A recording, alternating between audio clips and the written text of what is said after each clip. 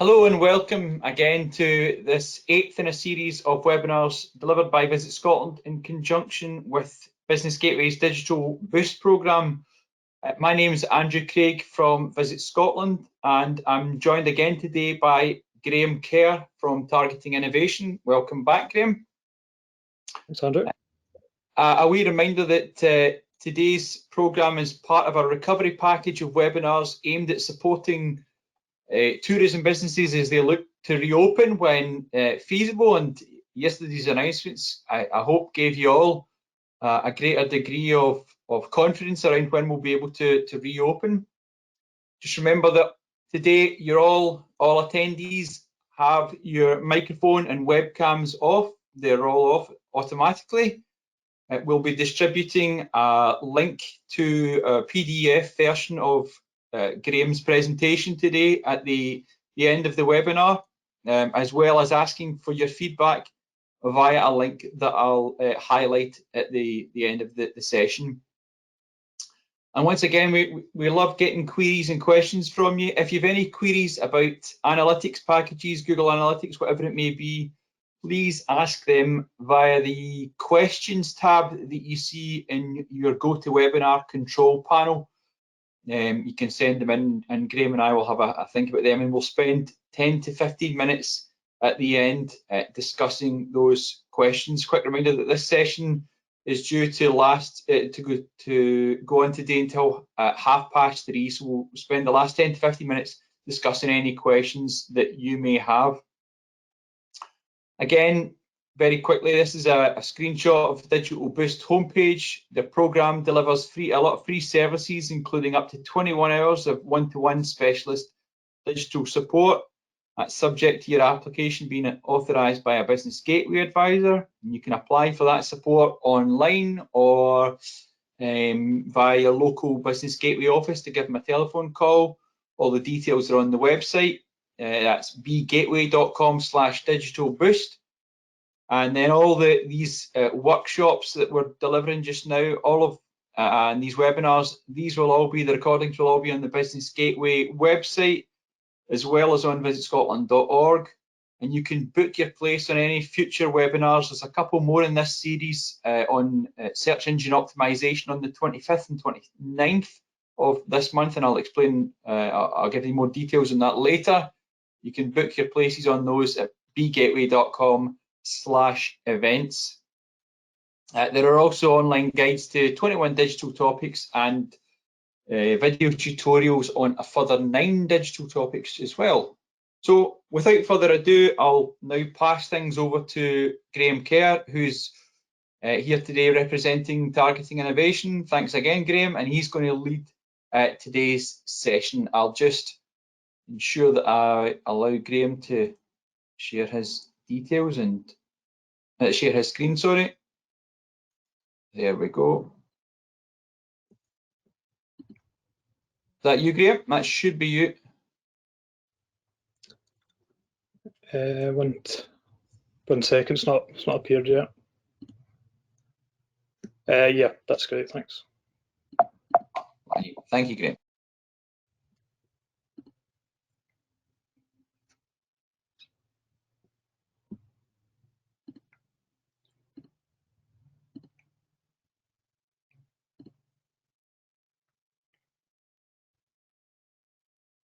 I think that's you now, Graham. Okay, great, thanks. Okay, thanks everyone for attending the webinar today. As Andrew said, we're going to cover a kind of range of kind of analytics tools which will sort of help you to kind of track the performance of your activity. And where we've kind of planned to focus today is on Facebook and Instagram and website analytics. So that's kind of the main sessions we're going to cover today. It's just a bit of an introduction. I just wanted to cover kind of what we're going to try and achieve today and what kind of learning outcomes we're going to try and pass on to you. First of all, we want to kind of let you know where sort of all the data lives for these three platforms and how to access it. I think we sent out a questionnaire just before the session, just asking who used them sort of frequently, and I think it was kind of around 50-50 who do use it. So we'll kind of cover how to set them up, where to access, as well as how to get the most out of them. So what we want to try and give you a bit of confidence about the analytics data, and part of that is just explaining what it is, what value it provides. So and then just understanding the terminology. Each of these platforms use their own terminologies. And some of them are very specific to the platform, so we'll try and kind of explain what these are so you understand. And also kind of giving you a bit of a playbook to set up and to develop your own goals for the business. So what things do you want to track? What things are going to make a difference to the business?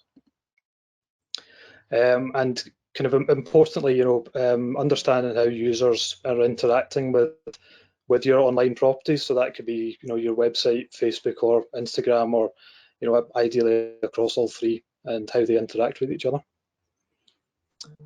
Ultimately, what we want to try and do is provide the data that you need to help with the marketing of the business overall. And ultimately, with a view to growing and developing the business. I think especially coming out of the pandemic, we kind of want to make sure you kind of been able to kind of bounce back as much as possible, and try and figure out what is and isn't working. So you're using your budget to the best ability. So one thing I wanted to go through as well is just kind of explaining the process or the kind of mindset that you should really have for analytics. So I think it's quite often seen as maybe just being a one-off activity. Maybe look at the analytics from time to time.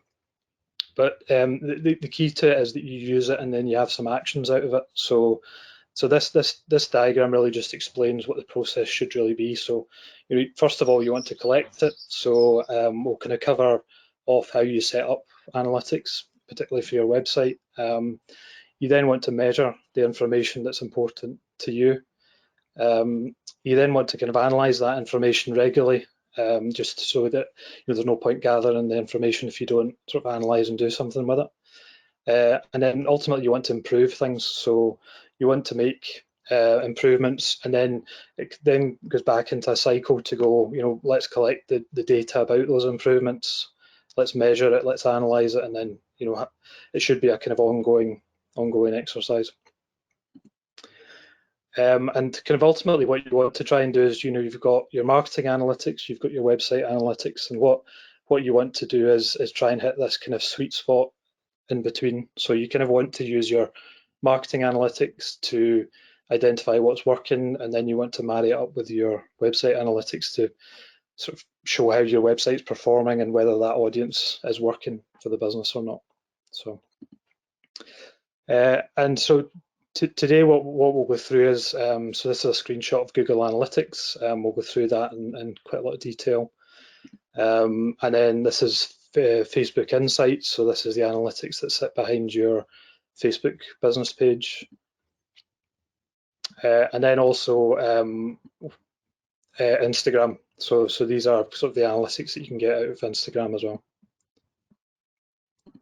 So the kind of first area we're going to look at is social media analytics, and the first one is Facebook. So we're quite keen to make this quite interactive. So we've got a few polls throughout the presentation. So the first question is, how many of you used Facebook Insights to track how well it performs for your business? So we'll give you a couple of minutes to kind of answer yes or no to this question.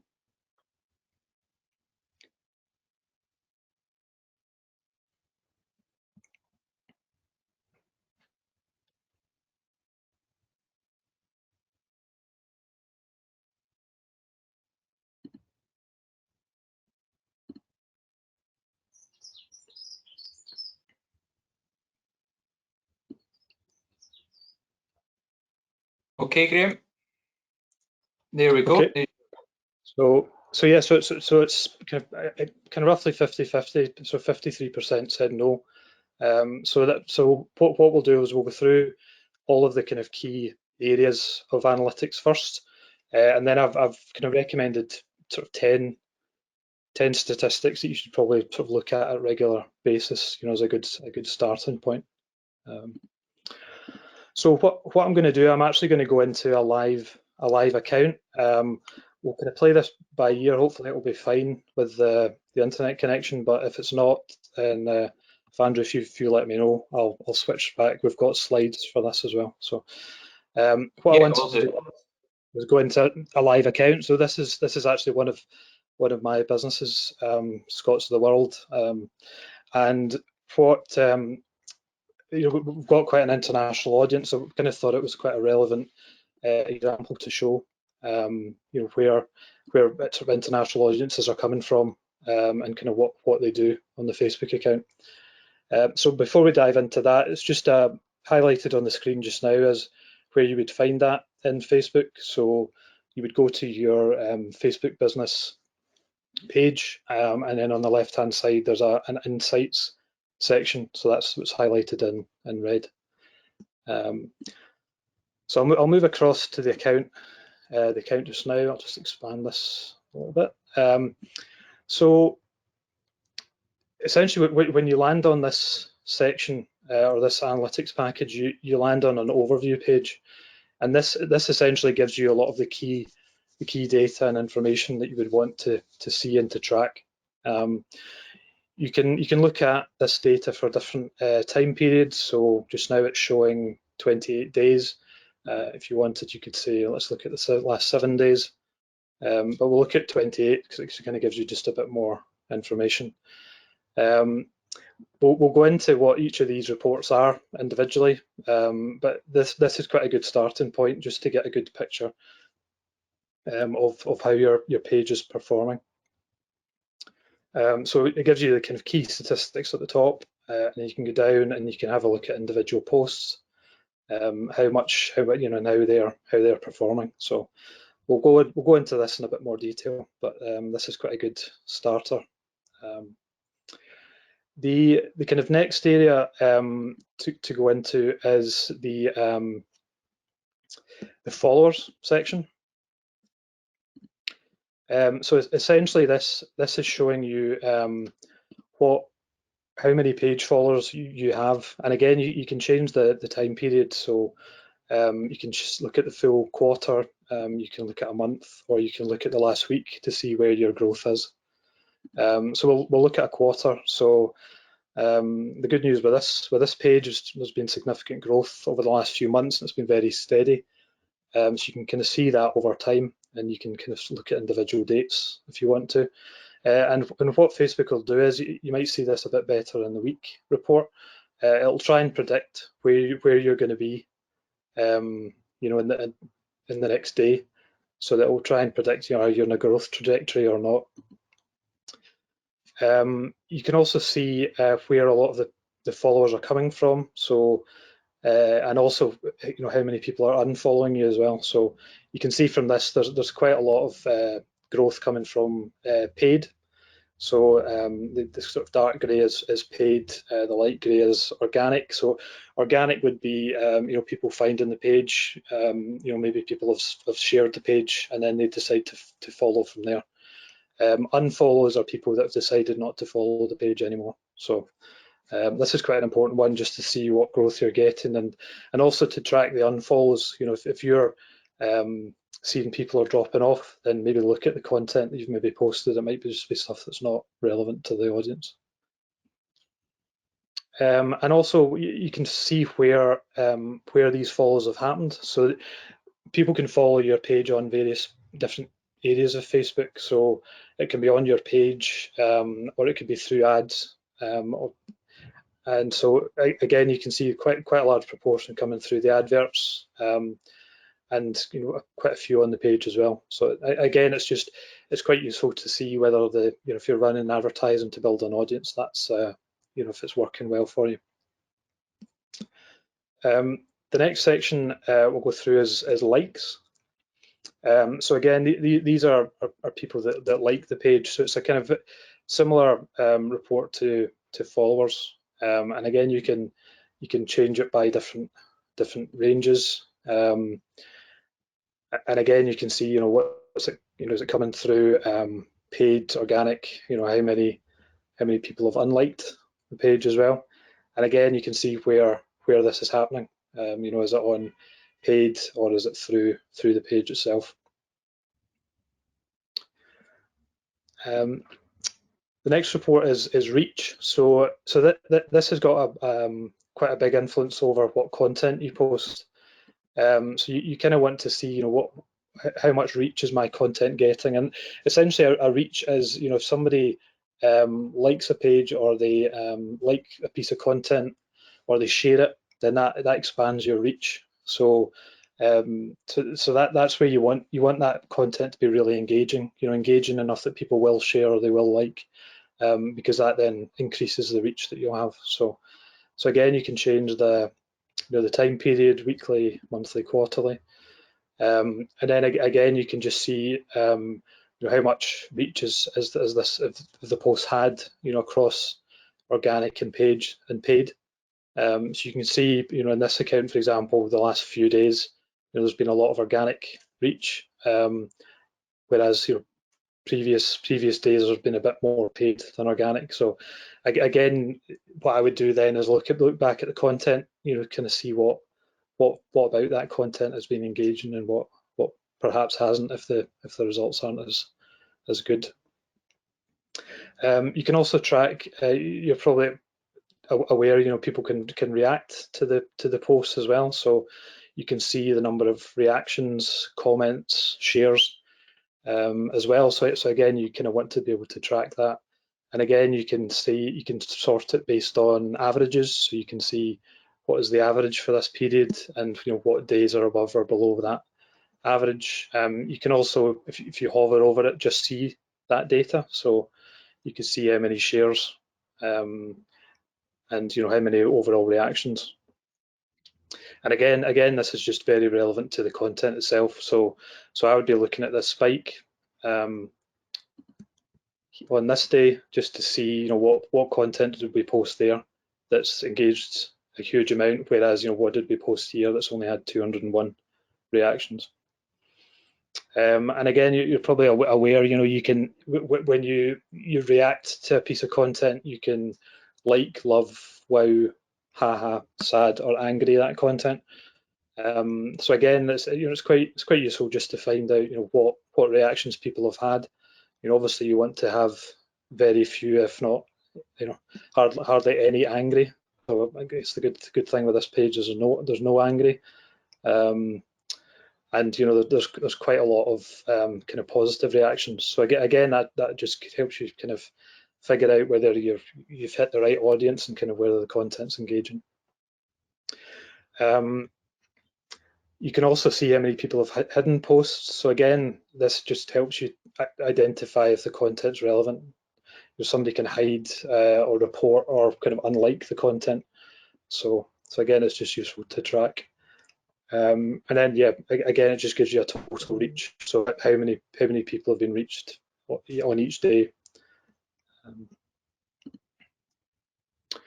Page views is another one, so you can see how many people have looked at the page over a set period of time. And then you can see as well, you actually need to put this down to a week to be able to see some of this data. So you can see by age and gender, so you can see what the proportion of, you know, different ages are and different genders. You can also see different countries. So, for example, in the last week, there's been quite a lot of activity in Argentina on this page. And then within this, you can see cities. You can see Cape Town, Buenos Aires, for example.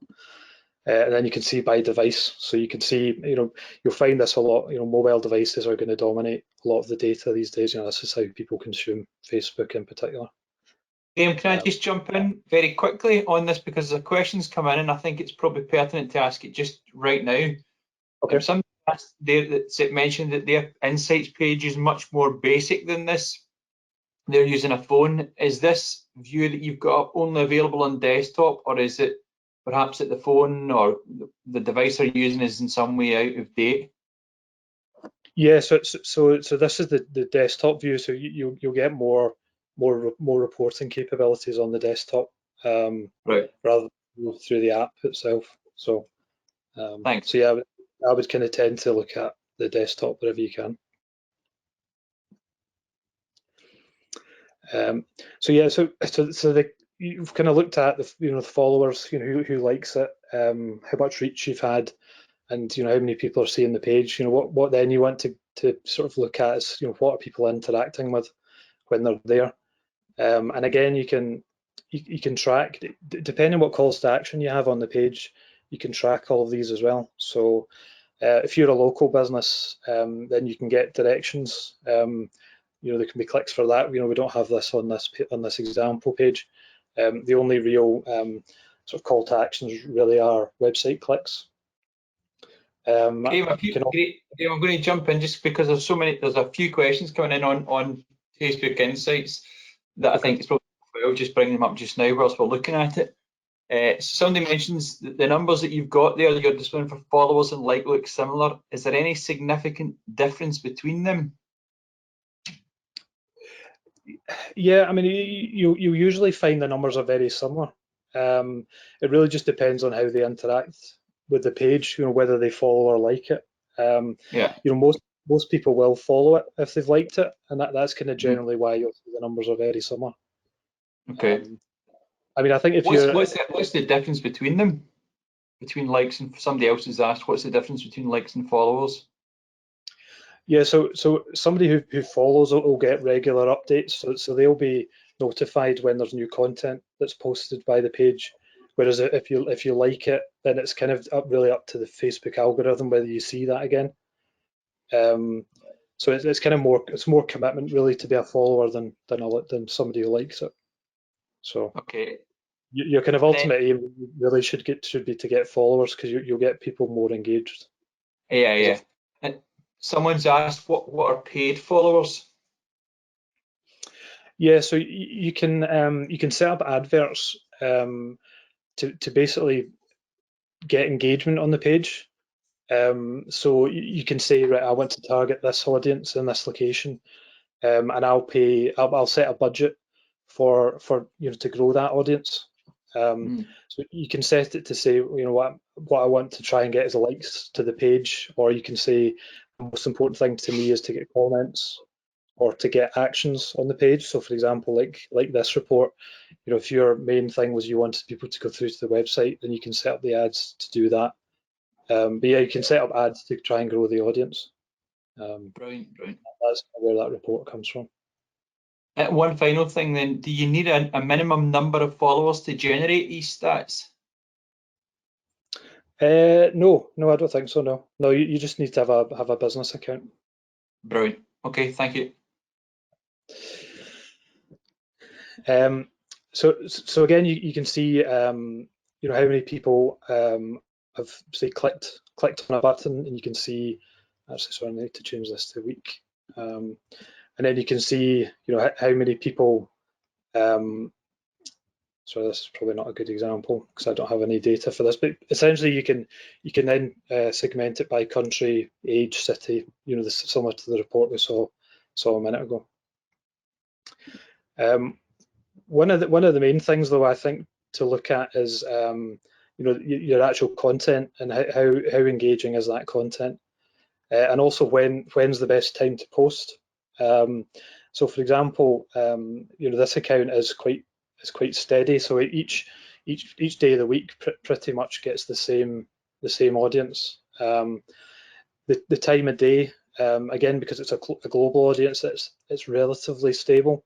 But what we try and do with this account is sort of try and post between 8 and 9 o'clock, because that's the kind of peak time. We try and avoid kind of late at night, because there's quite a long, there's less people around to consume the content.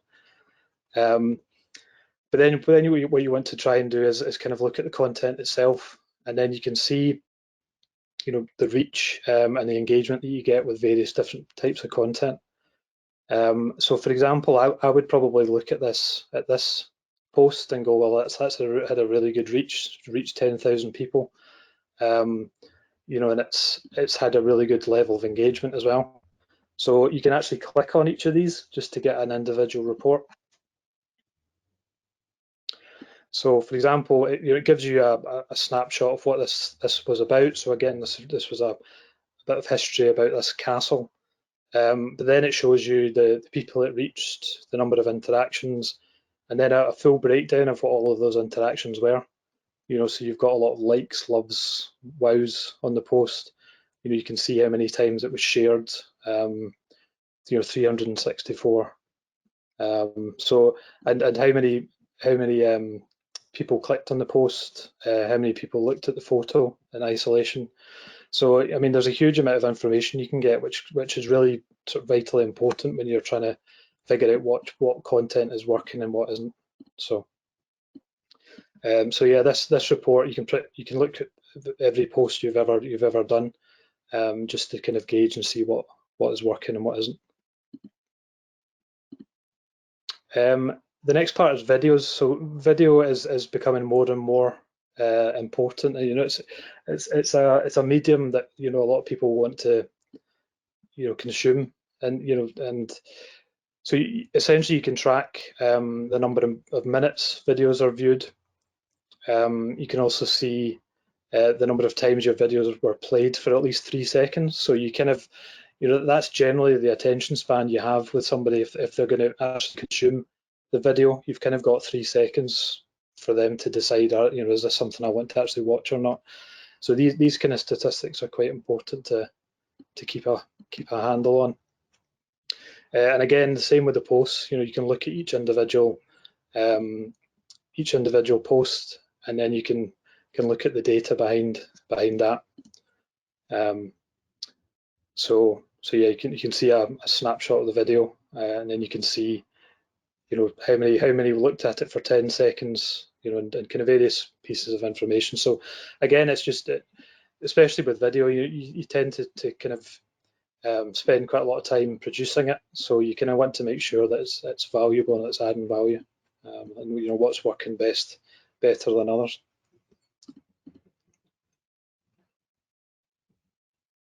One of the things you want to also look at is the audience. So this report shows you how many sort of followers you have in different parts of the world, and obviously for the tourism sector, this is an important consideration.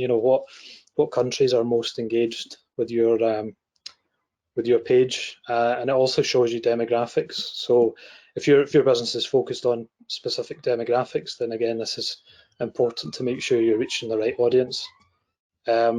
And then it splits it down to city, and then you can also see language as well. So if, for example, you saw that there's a huge number of Spanish native speakers that are going on the website on the page, then if you have that capability, then maybe some content in that native language would be beneficial. One thing to look at as well is that along the top you can have a look at the people reached and the people engaged. So that the difference between this is the people reached is essentially who's actually seeing this content, whereas the people engaged is the people who do see it, how engaged are they. And you might see differences in the data here. So you might see I'm reaching, for example, the 25 to 34 year olds, but the engagement with them is low. So you might decide, well, my kind of Facebook activity is targeting the wrong audience. So and that could be anything to do with the advertising. Facebook advertising in particular is very granular, so you can target people based on age. But it also reflects on the content. There's certain content that different ages and demographics will engage with more than others. So yeah, so that's the kind of main sort of analytics information that is kind of available within Insights. I mean, I realise that's quite a lot of information to consume, and it might be a bit daunting. So what I've done is I'll switch back to the presentation, and these are the kind of main metrics and the main reports that I would focus on. You want to see the impressions and the reach, because essentially you want to see is this content sort of worthwhile posting, is it getting enough attention? And it's the same for the video sort of side of things. As I mentioned, there's a lot of effort goes into creating video content. You want to make sure it's engaging, so you want to track and see how that's working. You also want to see and make sure your follower sort of group is growing as well. Again, you don't want to see a lot of people leaving the page. You kind of want to see that steady growth trajectory that we saw in the reports a minute ago. And then you kind of want to make sure, and this is related to how engaging the content is. How many people are reacting to the posts, how many people are commenting, and sharing is an important one as well. I mean, that's a really good way of growing the audience. If you can create content that's engaging, then people are more likely to share it, and that's going to increase your reach and hopefully, your audience as well. I mean, ultimately, unless you want people to solely interact with the business on Facebook, which I would imagine you probably don't, one of the key areas is to identify, what is the click-through rate from the Facebook page to your business's website, for example. And then Graham, someone's asked, actually on that note, someone has asked a good question. What is the difference between impressions and reach? Yeah, so impressions is the number of times that the content's seen, whereas reach is the number of people that or the number of accounts that see it.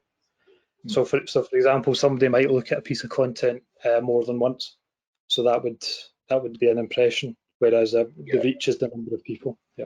Yeah. Okay. Thank you. So the click-through rate, I think, is an important one. You kind of want this to be a lead-in to the website, and when we go into the analytics part of the presentation, we'll kind of talk about how you can track that journey from your Facebook account into your website, and then what do people do from there. And then lastly, we touched on this a minute ago. I think it's just important to make sure you're reaching the right audience. Are the demographics you're reaching the right ones?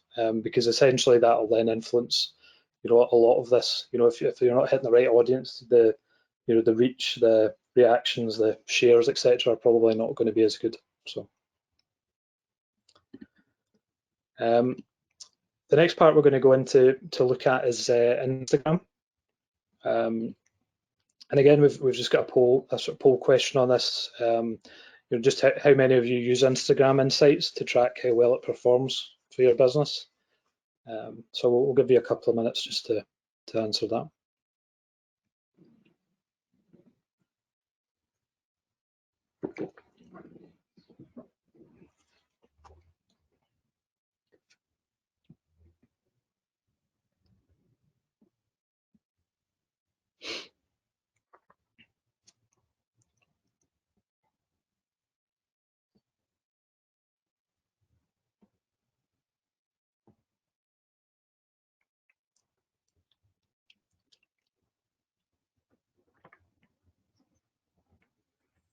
Okay, so kind of slightly higher percentage for this, so 62% don't track it.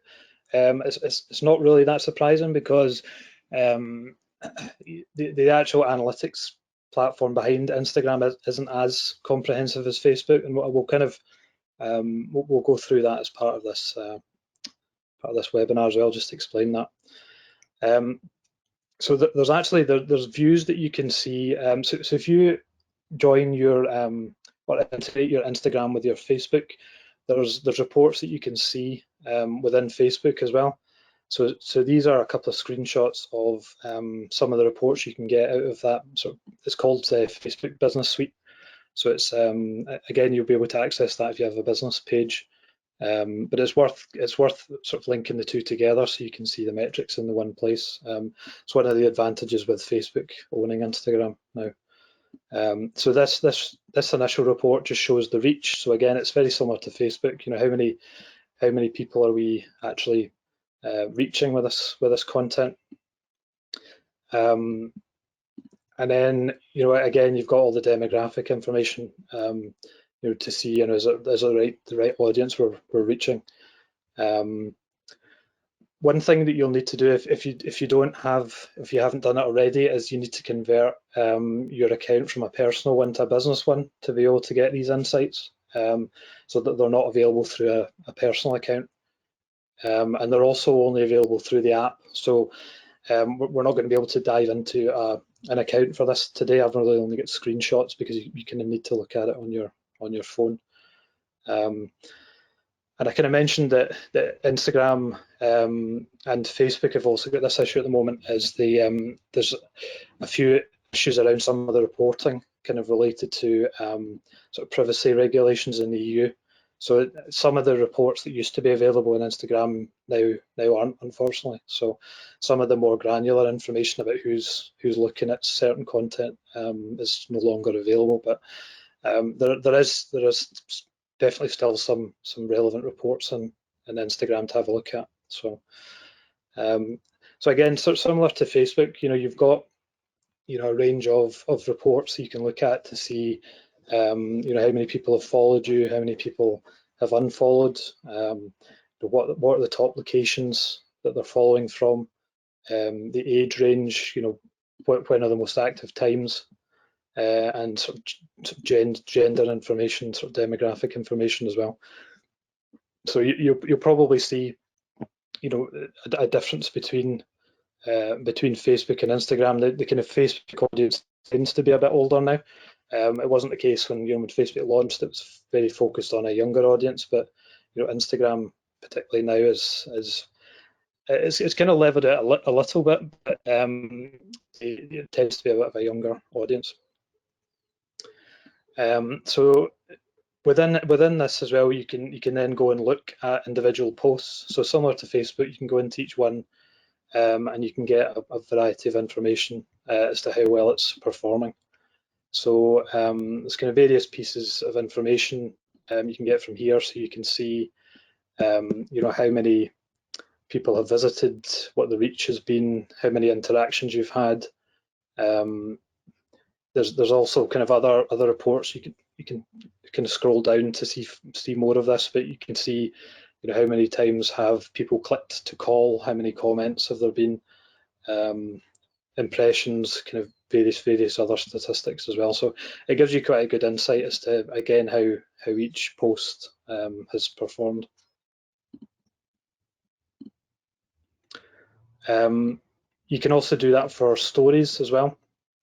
So Instagram stories is a great way to sort of piece content together to tell a story about the business. So if for example, you've got an attraction or an activities business, you might have a whole range of sort of services or things that are involved in that service or business, and you might have a range of, like, say, customer images you want to share that are related to that. You can tell that through a story, and it essentially just cycles through the content, and it gives the customer a very good sort of insight into the visual aspect of the business. So that can work really well. And again, you can get this sort of very similar reports. You can see this screenshot shows how many times each of the stories have been viewed, how many times they've been watched.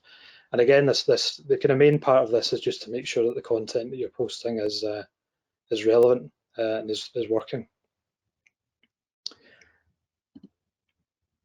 You can also look at Instagram TV videos as well. So you can access this data. You sort of scroll down to the content and tap the arrow beside the video. And from there, you'll be able to look at the various videos, and you're able to see not a huge amount of information on this, but you can see the average percentage watched, comments, likes, reach, how many people have saved it. So again, it's a good way of tracking to see how that information's been consumed and whether people have valued it. And I just kind of wanted to for Facebook and for Instagram, there's a lot of tools out there. We've kind of talked through the kind of native analytics reports and the native platforms that are within each of the the platforms itself, but there are a lot of tools out there that can give you that information as well in one place. So rather than having to go into Instagram, having to go into Facebook, you can see a lot of the reports within these kind of tools. And these are also very useful if you want to manage your social activity within one place as well. So if you want to post content from one account to another and track how well it's doing, these tools again can be quite useful. So that kind of covers the social media side of things. And Andrew, I don't know whether you want to cover any questions from that section just now, or whether you want to do it at the end. Yeah, okay, I'll cover a couple just now then. There's a few more. Somebody's asked a question regarding the timing of content posts, and this was brought up actually in yesterday's session as well, but if you post at, say, for example, midnight, surely people will see it the next day, is the question asked. How important is the time that you post? There's a few different factors. So if you post at midnight, then there's no guarantee that they'll see it the next day. It really depends on people who are more engaged with your page will see the content more often. So somebody who's like a top fan, for example, in Facebook, will probably see your content no matter when you post it. Whereas people that are maybe a bit less engaged, or people who are maybe new to the audience, it is more important when you post it, because they're more likely to see that content when it's posted. So I would definitely try and focus it around the peaks of when people interact with the page just now. Because then you're kind of hitting both audiences. You're hitting the ones that are maybe less engaged, that you want to be more engaged, but the ones who are kind of highly engaged will probably see it anyway. So okay. And then another good question was, what is the difference between creating an ad and boosting a post, and what is more effective for growing your audience share? okay, yeah. So the ads are very effective if you're running campaigns, or you're focused on reaching a very specific audience for the actual page itself. then the ads work really well. If you want to highlight specific content, or you've identified from the analytics that a piece of content is very engaging, then I would boost the posts, because what then happens is, say a piece of content has been engaged with 1,000 times and your kind of average is only 200, then if you boost that post, you're probably going to get even more engagement, because people have organically engaged with it. So that's where boosting posts can be quite effective. It's probably a bit of both you want to do. The boosting of posts is a bit more sort of ad hoc and kind of based on the content, really. Grant, and then one final thing just now, you mentioned sort of slight limitations of analytics, Instagram analytics package. Are there any other third-party analytics packages that could be used with Instagram data? Not really. I think the main issue. Yeah, I think the main issue is the data that Instagram's allowed to use. So I mean, the Instagram analytics is probably going to be the most thorough that you'll be able to get. Third-party tools won't be able to give you any more. Yeah. I think it just depends as they kind of enhance it and roll it out. They'll probably be able to provide more data, but because Facebook's data was quite limited for quite a while, whereas now it's obviously hugely complex. So. Grand. That's us just now then. Okay, great. So yeah, we're going to move into Google Analytics now, and we've got another poll question, and this time it's just how often do you analyze data in Google Analytics to track how well your website performs. So we've got a few options here, so weekly, monthly, quarterly, annually, or never, just to give us a gauge about how much you use it.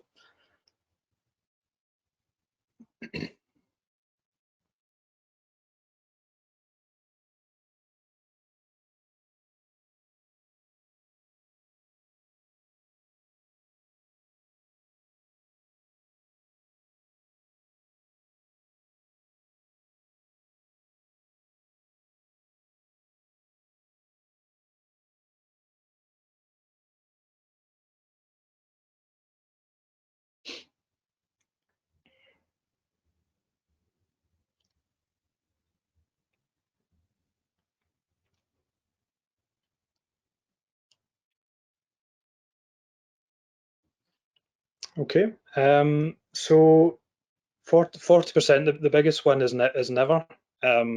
So what we'll do is we'll kind of start from scratch really, and kind of explain kind of how to set it up, you know, and kind of we'll do something similar to what we did with Facebook. Kind of go into a live account. It's a demo account that I've got through Google, so it's not data that's relevant to a business, but what we'll do is we'll kind of cover all the bases, and we'll kind of go through all the main reports. But again, I'll kind of run through certain scenarios at the end, just to kind of give you an example of, you know, you've got a problem, how would you solve that with analytics? So hopefully give you an idea of how valuable it can be.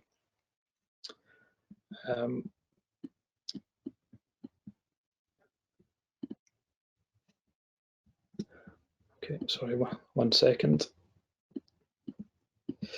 Okay, so the first thing is what I wanted to cover. You may or may not have heard of this, but Google have implemented a new version of Google Analytics called GA4, and it will eventually replace what is Analytics as it's called just now, which is Universal Analytics. The reason I'm kind of covering this is because Google are suggesting that you should really run both just now. So if you don't have Google Analytics 4 set up, it would be worth having a look at that, you know, whether or not you're able to do that yourself, or whether your kind of web agency might need to help you with that. But it's definitely worth sort of starting to do that. If you're starting from scratch and you don't have Google Analytics installed, or you don't use it, then I would recommend sort of setting both up from scratch, because, you know, Universal will be phased out at some point. What I wouldn't do is solely use Google Analytics 4, because it's kind of a work in progress. So it doesn't really provide everything that Universal does at the moment, and there's no planned date for when Universal will stop. So I would definitely run both, and probably use Universal Analytics as the main one that you look at the moment, because it's the most comprehensive.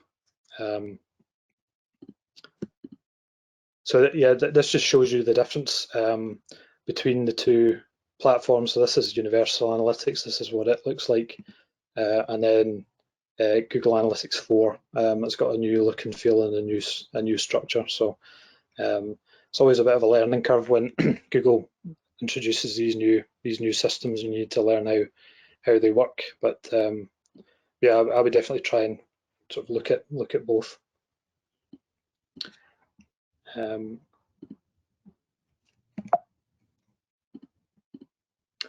So yeah, so the kind of process to set up a Google Analytics account, so you need to sign up for it first, and there's a link in the slide where to do that. The next bit is you need to place a piece of code on your website. Essentially, that just tells Google this is your website, and they kind of verify that you actually do own it, and have the kind of access to that data. You need to activate it, and again, you can do this yourself. I'll kind of explain the scenarios where you probably can do it yourself. Other ones will be based on probably getting your web developer to do it for you. So what happens is this code captures the visitor's data, and then it sends it to Google Analytics into this kind of reporting that you're then able to view. And that's essentially how it works. As I mentioned, there's certain platforms where you can do this yourself. So this is an example of Squarespace. So if you've got a Squarespace website, you go into settings, and then you can go into advanced, and then it's called API keys. And essentially what you do is you just copy and paste your Google Analytics ID into this field, and then Squarespace essentially does it for you. So it's a kind of very easy, simple process. It's very similar. Wix as well does a very similar thing. You go to tracking and analytics within Wix, and then you can put in your ID, and essentially, you know, Wix does that for you. If you've got a website that's built by a web developer, you probably need their assistance at this point. So although Google Analytics is free, there might be a cost involved to get this set up. What I would say is that it's not very complex for a web developer, so it shouldn't cost a huge amount. So I would just keep an eye on that. If you come back with a cost that's quite high, then that's probably I would query it, because it's not really that difficult. And then so to find it, just search Google Analytics login. You'll go to analytics.google.com, and then it's just a very simple process. It'll ask for various pieces of information. If you've got a Google account already, you can use that account. If you don't, then they'll kind of ask you to create a Google account at that point. So once you have access, then you'll kind of go into these reports. So what I'll do, I'll jump into a live account. So I think it'll be easier just to talk through that with you. So when you log in, you'll land on this home screen, and essentially this is a summary of a lot of the key information that's stored within Analytics, and I'll kind of go through some of the key ones. But again, this is just a very good way of sort of landing on Analytics and seeing quite a good overview of how the website is performing. One thing we'll go through first is you can actually see, and you might find this a bit creepy if it's the first time you've seen it, but you can actually see people interacting with the website live. So at the moment on this sort of test dummy account, we have 35 people.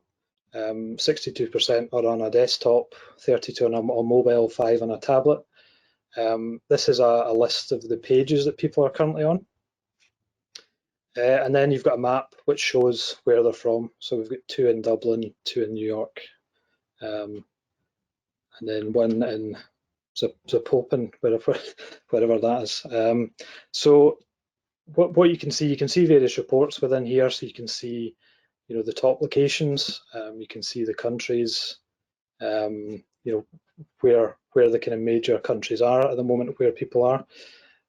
Traffic sources, again, because this is a demo account, it doesn't have a huge amount of data in it, but here you'll be able to see, are people coming through from Facebook, LinkedIn, Instagram, paid advertising, any campaigns you're running will show in here. And then you can see, what content are they consuming as well. So at the moment, most people are on the home page, and then you've got an apparel page, which appears to be a T-shirt. That's number 2, and you can see it changing. I don't know if you can see that live, but when it highlights as red, that's somebody leaving the website. When it highlights as green, that's somebody coming on the website or coming onto this page. So you can see all of that live, and again, it's quite interesting to watch that. If you launch a campaign or you launch an advert, it's quite interesting just to see straight away how people are engaging with it.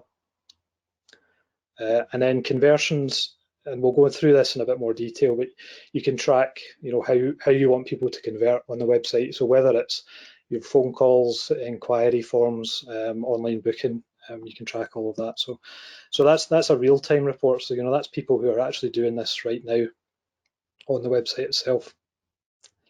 The next area is audience. So essentially, this is the number of kind of people that are coming on the website, and essentially what are they doing. So I'll explain some of the terminology on this page. So you've got users, so that's people essentially, and you've got new users, so that's the number of new people. The difference between the two are returning visitors. The sessions, so that's the number of visits the website gets. So you'll generally see that's higher than the number of users, because you'll get people that are visiting more than once within a certain time period. You can also see how many sessions per user. So again, that's why the sessions are higher than the users. You can see how many pages have been viewed during this time, the average number of pages that have been looked at per visit. And again, this is quite a good way of tracking how the website's performing. Are you getting a lot of people visiting a lot of pages, or are they only visiting one page and leaving? And related to that is, the amount of time they spend on the website. Again, quite a good one to track. And then bounce rate. So bounce rate essentially is somebody landing on the website and leaving without doing anything else, without going to another page, without converting to an inquiry. So that's quite a key metric. 51% might appear quite high, but it's actually not too bad. 51% isn't, I wouldn't say, is a poor bounce rate. So what you can do, and we'll go through this in each of the reports, but you can change the time period. So you'll be able to see here, I've clicked on the dates at the top. So for example, if I wanted to see from the 1st of January to yesterday, then I can select that and then apply, and then you'll see the page refreshes, and you'll see the graph change, and you'll see all of the data change to much larger numbers, because obviously it's over a longer period of time. But something I would recommend doing, and is very useful, is to compare it year on year.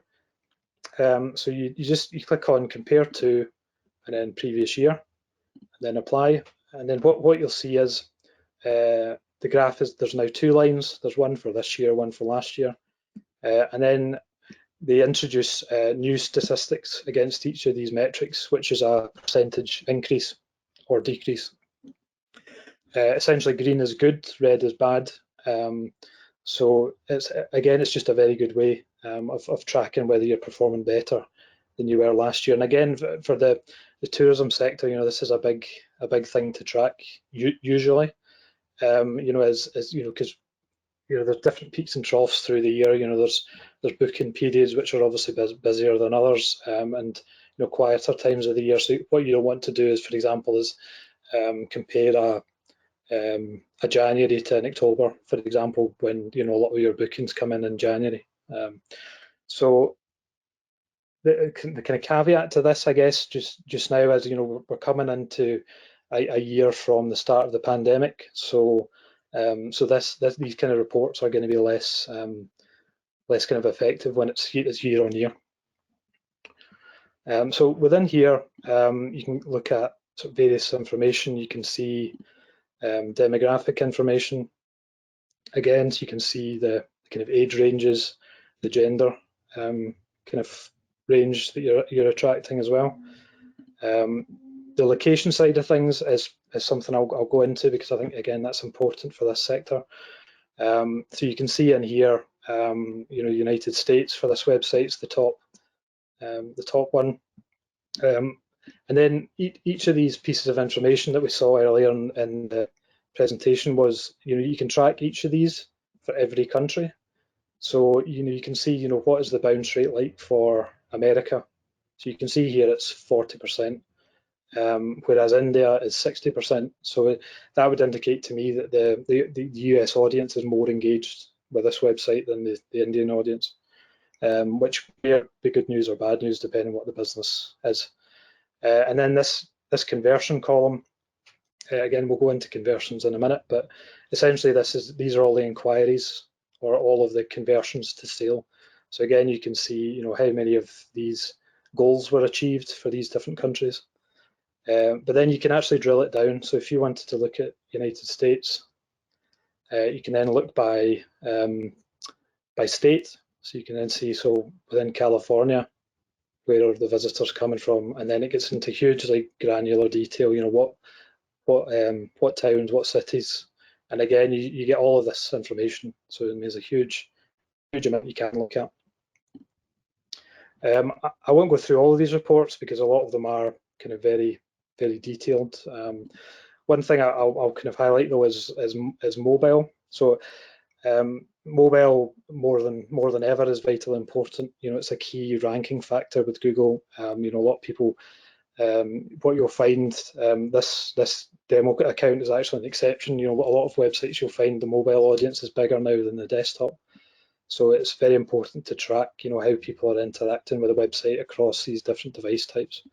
Because what you want to do is have a really good experience on desktop, but then mobile's poor, and then you're missing out on a huge audience. So the next report is acquisition. So these are how are people finding the website? How are they getting to it? So this is kind of related to your marketing and how your marketing is working. Google splits it into these kind of main categories. So direct is generally, people typing in your domain name and finding the website that way.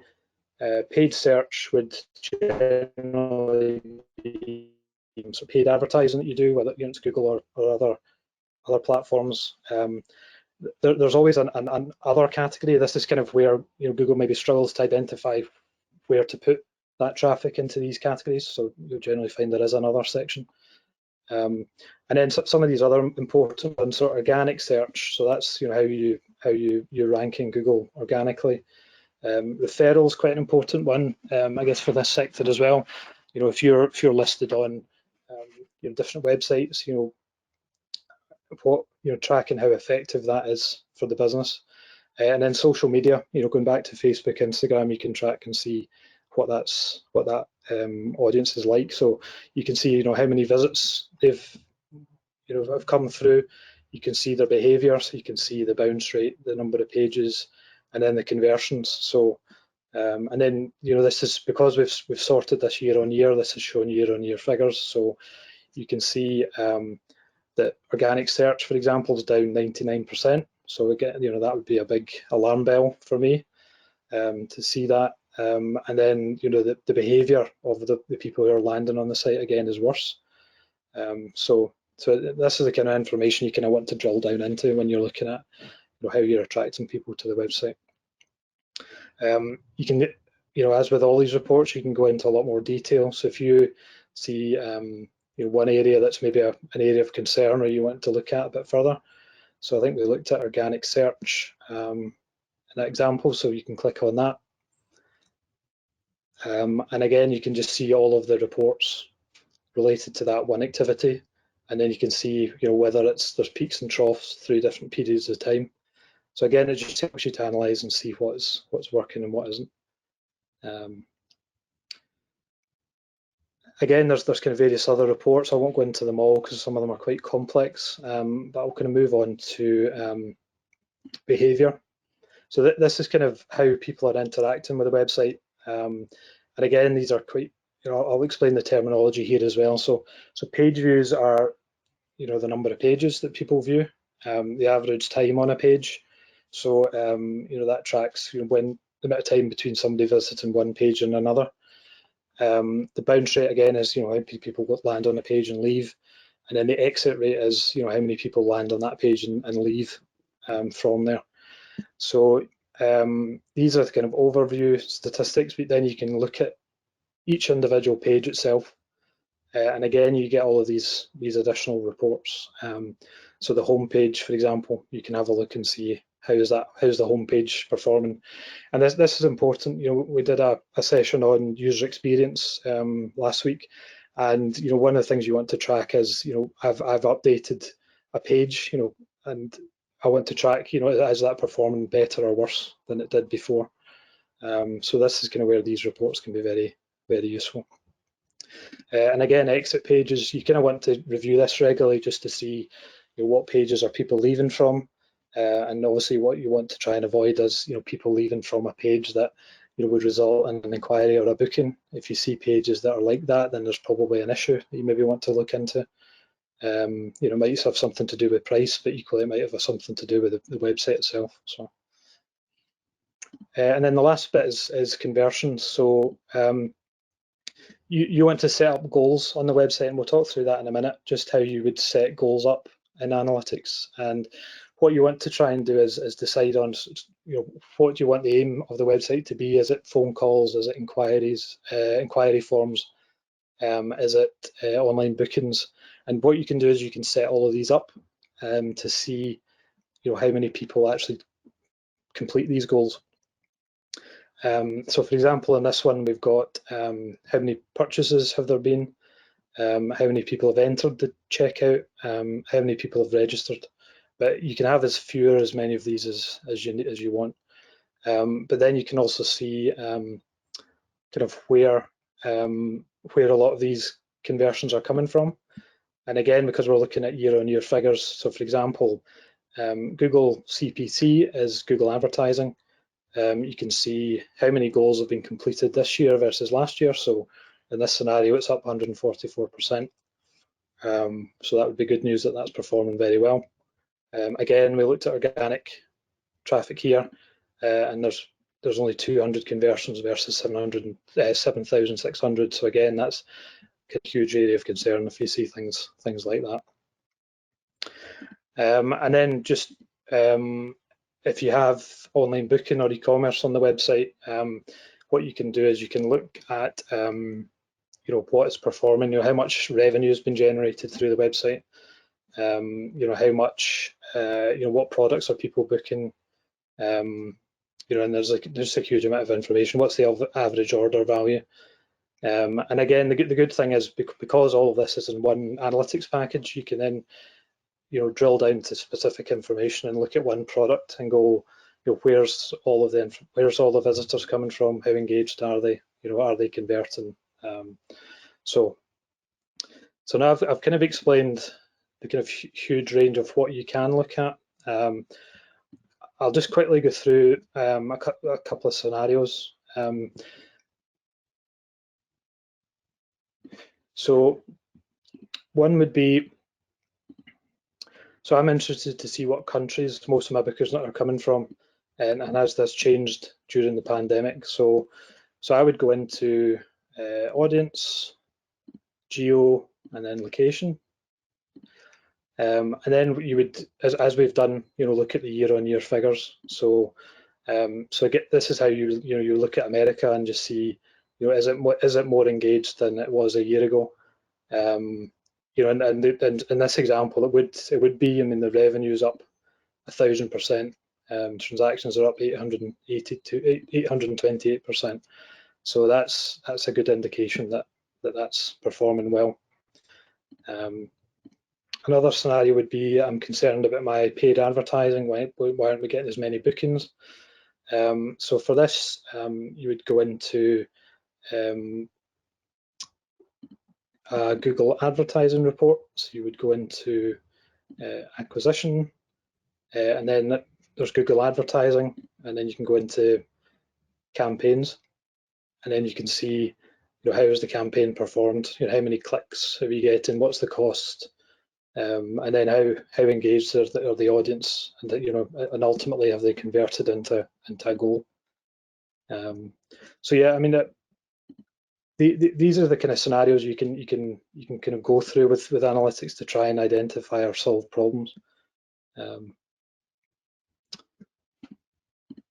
So we've just got another poll question at this point. How many of you track goals? So it's the people who are using analytics. What have you set up goals on the site? So is it phone calls, inquiries, bookings? I'll just do this for a couple of minutes. Graham, I suspect it does look, from what I'm seeing, the results coming in, not many people have set up goals. It might be very useful to show, if you have a wee demo of setting up a goal.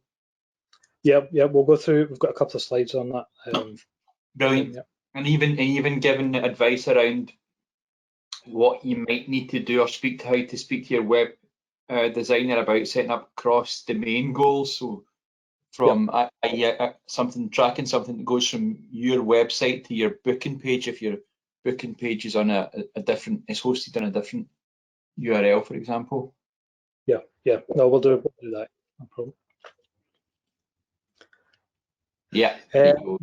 So 87% said never. So that's we'll kind of cover that off just now.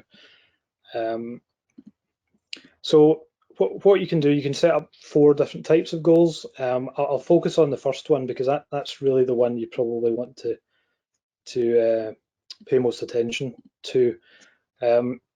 So as I mentioned, a goal could be anything. So it could be a phone call, it could be a contact form, it could be a booking.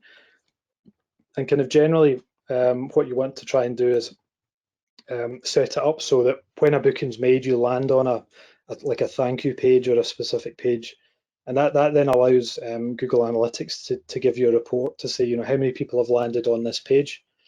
And then one thing just to talk to your, so say they transact through a booking provider that's a third party, you want to kind of ask them to provide information back to Google that maybe gives like order values and kind of transactional information, because the good thing is then you can see all of those reports within Google Analytics.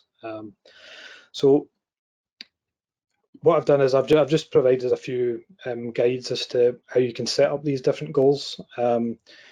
So you can set up a goal value. So for example, if you think that an inquiry form is worth £100, then you can set up the value in here. But what I would try and do is, as I said, is try and get that information to be passed back from a booking provider into analytics, because then you can get the actual numbers. One thing you can do as well is just to track how many visits you get to specific pages. Again, I mean, it's quite good to track, but if your kind of focus is on conversion to a booking or to an inquiry, I would definitely do the URL one, the one we just talked through a minute ago. Similarly, you can track page visits, how many people have visited certain pages at certain times.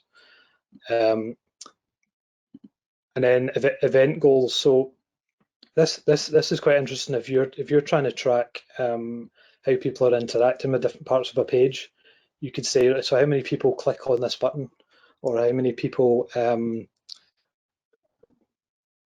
interact with this part of the page. You can set that up as an event, and then Google will tell you how many times that's happened on the page as well. So again, that can be quite useful if you want to get down into really granular detail and you plan to do a lot of kind of testing, then that's quite useful.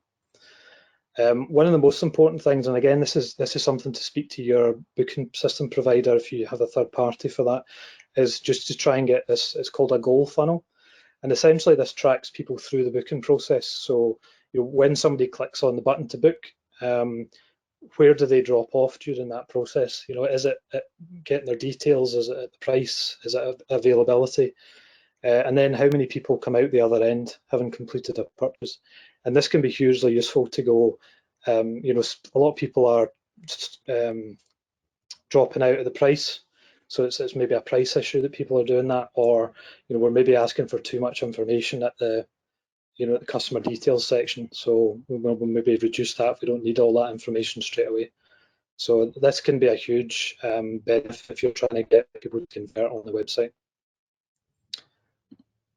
And as Andrew mentioned, I think especially in this sector, we do use a lot of sort of third-party systems and third-party platforms, especially around transactions. And what you want to try and do, and again, this is talking to your web developer and the third-party provider, is you want to track it's called cross-domain tracking. So for example, you've got your website, and we've been through all the reports and all the analytics you can get, and that's shown in green in this diagram. But what you won't have access to unless you ask for it is you won't have the information about what happens when people go to that booking engine and what they do. So what you want to ultimately get is a full picture, and you can only really do that with this what's called cross-domain tracking. So your web developer, your booking system provider will know what this is. So and how best to kind of set it up. So because it can vary by provider. So I would mention it to them, because it's vitally important for you to know when you're doing this handoff to another system, what is actually happening at that point.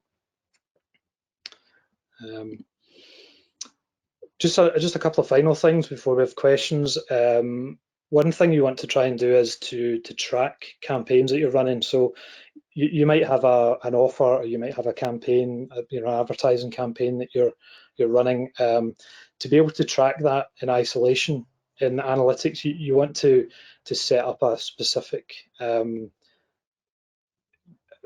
code essentially to track that.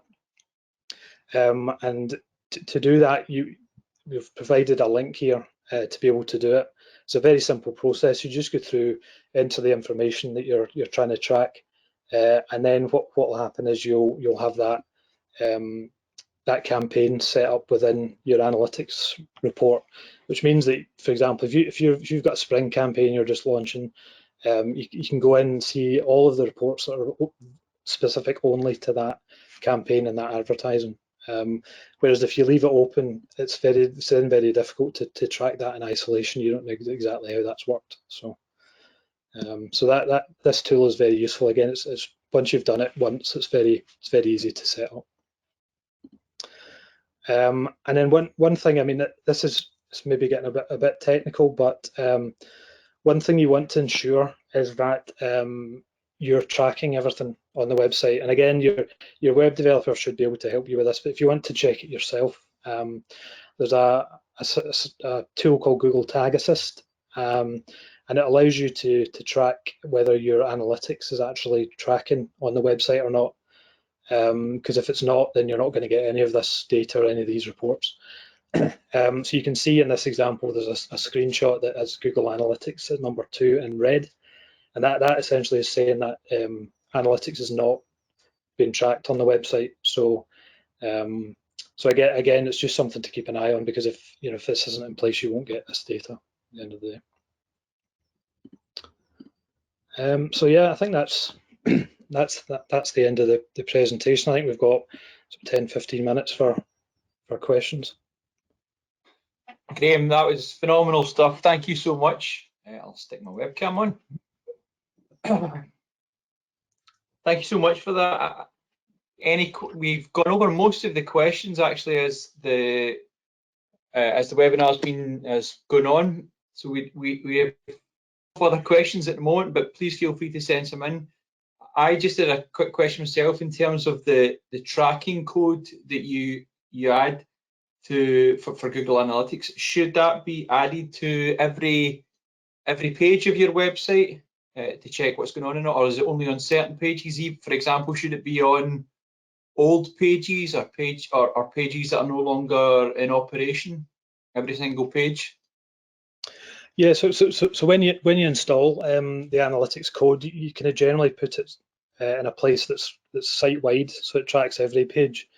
I mean, what it shouldn't do is it won't track pages that are inactive anymore. So if they're now private and they're not customer facing, then they won't track. What they will do though is that they will track pages that are maybe not part of the user journey, and this is kind of where, especially with marketing, you kind of want to set up landing pages for a lot of your advertising, so that you've got your advert, you're landing somebody on a very specific page to help them to convert, and that page may not be part of the the navigation that people go through on the website, but so it'll track all of that. As long as the page is actually live, then you'll get all of that data. So great stuff. And then somebody's asked a question around linking your AdWords account. So should you always ensure that your AdWords account is linked to the analytics? I'm sure the answer to this is yes. Yes, no, you should. Yeah. I mean, I think it was the second scenario we went through. The only way we could see that the AdWords data was because the accounts linked together. If you don't link them, then you're kind of looking at the reports in isolation. You don't really see that level of detail. So. Okay. And then another question, this is specific, something that is featured within Google Analytics, but perhaps isn't actually Google Analytics itself, is Google Search Console. Somebody's asked, what is the importance of Google Search Console? Any recommendations as to why we should use that? Yeah, so Google Search Console sits outside of analytics, but again, you should link the two, because there's some reports you can get around Google Search Console within analytics. Search Console is very good, especially from an SEO perspective. What you want to try and do is you want to submit your sitemap to Google Search Console, and essentially what that does is it means that Google's always got access to the full list of pages on the website. One of the challenges you've got is you want all of your pages of content to be exposed as much as they can to Google, and the best way to do that is by submitting your sitemap through Search Console. The other thing that it's used, or it should be used for, and I'm not sure a lot of people do, is if you update a page. So say you've kind of looked at the page, you've updated the content. What you can do to try and fast track Google picking that up is you can, it's called an inspection tool in Search Console. Essentially, you just put in the URL of the page, you ask Google to scan it, and then Google goes away and they add that to a list of pages for them to look at. So it means that they'll pick up the changes a lot quicker than they will sort of naturally trying to find the website and trying to find that change. So that's the kind of the main things. The other thing that Search Console is useful for is it'll send you emails when there's issues. So one of the things that Google's very focused on is mobile experience, and what you'll probably get are alerts about, the mobile experience on this page could be improved. Or if you're kind of unlucky enough to get a penalty or a warning from Google, then Search Console will tell you. If you don't have Search Console, you'll probably never know. So again, it kind of safeguards you against that as well. Yeah. I think you were using the latest version of Google Analytics there, weren't you? It's Google Analytics 4, which is that just in beta format just now? Yeah, so the one I actually went into was Universal, so the current one. I went through that one just because it's a bit more in depth than Google Analytics 4. Okay. So yeah, the kind of screenshots at the start was just showing the difference between the two, but that was Universal we went through. Some folks, somebody's asked, does Google Analytics 4 have completely different login to existing Google Analytics, or is it the same one? It depends how you set it up. You can set it up so it's the same one. So for example, if you when you go into Google Analytics, you can switch between the two different views if it's in the same account. So that's why when you set up Google Analytics, you kind of want to set it up at the same time, because then it's part of the same account. It's actually just a bit of a hint on that. So when you set up an analytics account now, you need to click on advanced options and it drops down, and that's the only way that you can get a universal analytics account at the same time.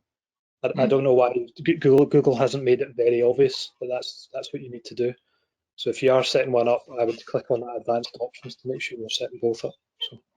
Yeah. And then final question for today.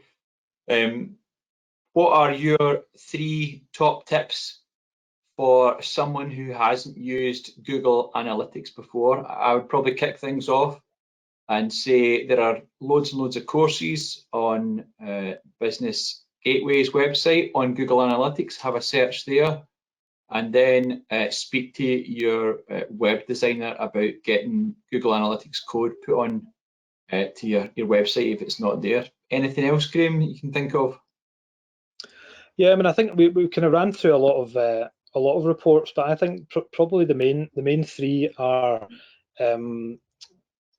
the audience. You kind of want to see you're attracting the right audience. The next part is the kind of page reports. You kind of want to see what pages are doing well and what aren't.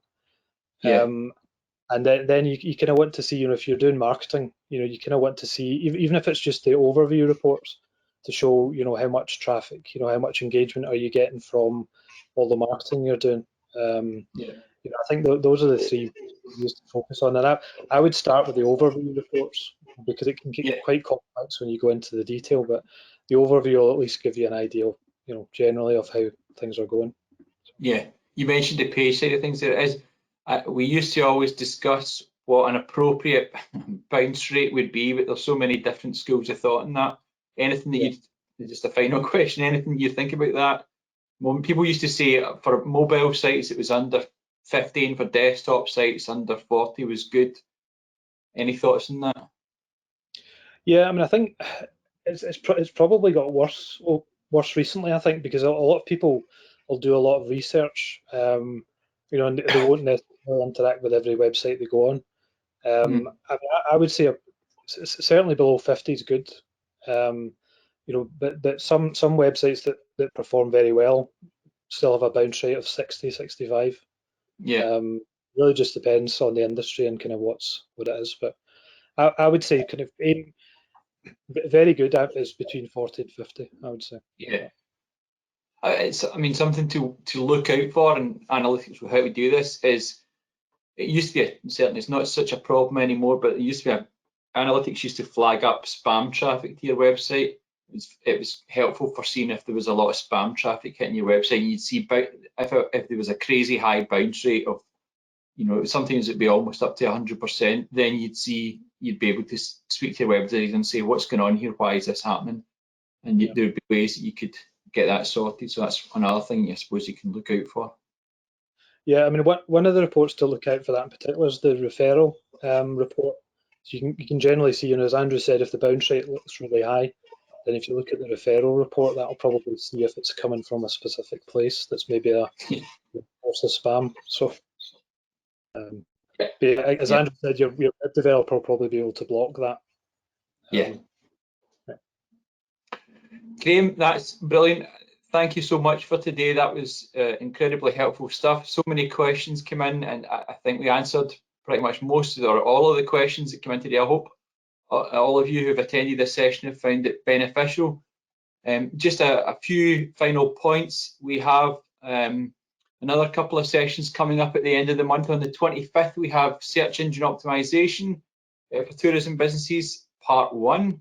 That's on the 25th of March between 10 and 11:30, and then on the 29th of March, Part 2 for Search Engine Optimization, and that's again between 10 o'clock and 11:30.